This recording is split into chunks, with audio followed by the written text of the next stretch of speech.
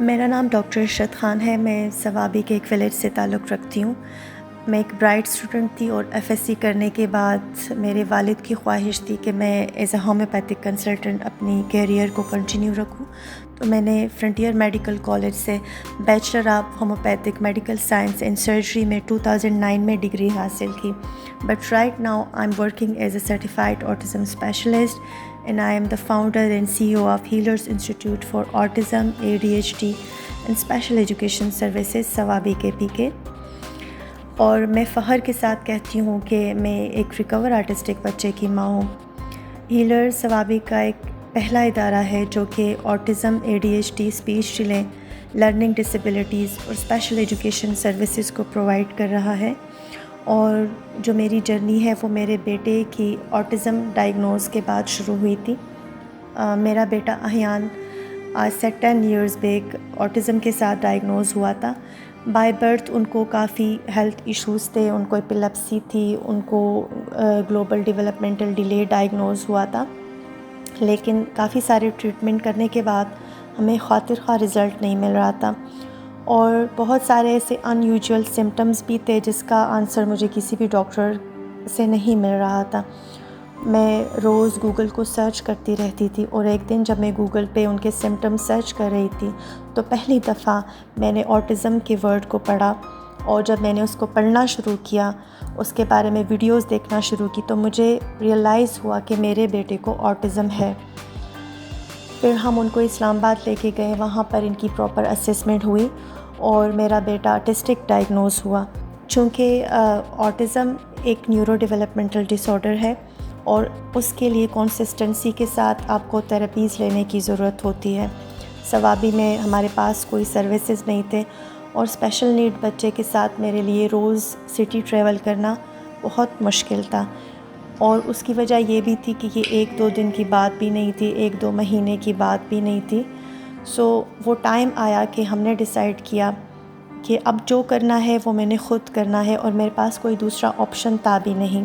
میں نے خود اپنے بیٹے کے ساتھ کام کرنا شروع کیا۔ میں اپنے بیٹے کی ABA تھراپسٹ تھی، ان کی اسپیچ تھراپسٹ، آکوپیشنل تھراپسٹ میں ہی تھی۔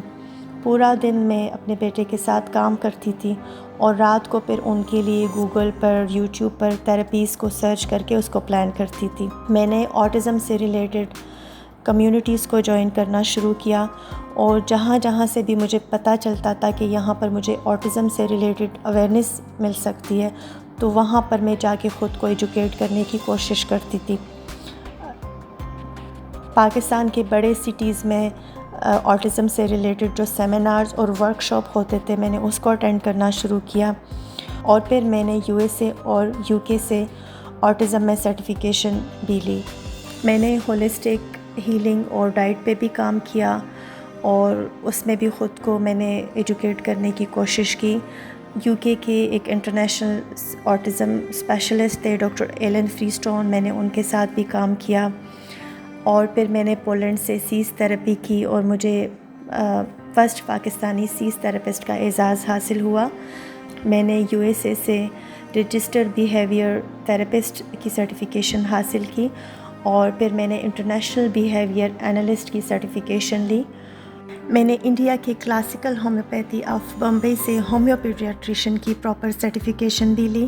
میں نے پبلک ہیلتھ میں ماسٹرز کی ڈگری بھی حاصل کی، اور اس طرح سے میں جو بھی سیکھتی تھی، میں نے کوشش کی کہ اپنی کمیونٹی میں آٹزم سے ریلیٹڈ اویئرنیس کو بھی پھیلاؤں، اور اس کے لیے میں لوکل سکولز جا کر ٹیچرز کو بھی سیمینارز دیتی تھی، اور ان کو اویئرنیس کے پروگرام دیتی تھی۔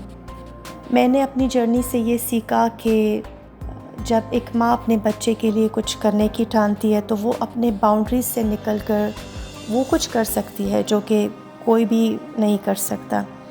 لیکن آنیسٹلی سینگ، جو میرے لیے میرے اپنے بیٹے کے ساتھ کام کرنے کے لیے سرٹیفیکیشنز کی ضرورت نہیں تھی، وہ میرا جو اپنا ایک ماں کا جو ایک جذبہ تھا وہی کافی تھا۔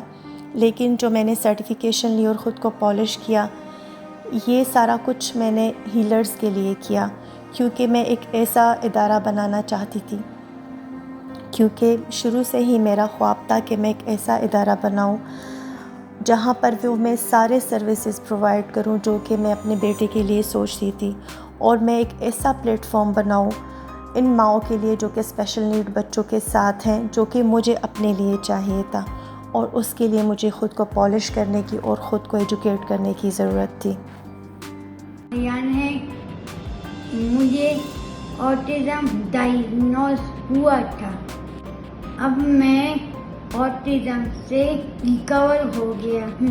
میں چاہتا ہوں کہ سارے بچے ٹھیک ہو جائیں۔ احیان، آپ مجھے یہ بتائیں کہ زیادہ تر بچوں کو آٹزم کیوں ہوتا ہے؟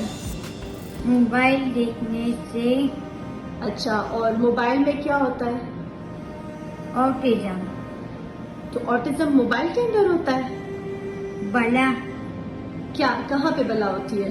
موبائل میں اور وہ کیا کرتی ہے پھر؟ وہ دماغ کاٹا ہے۔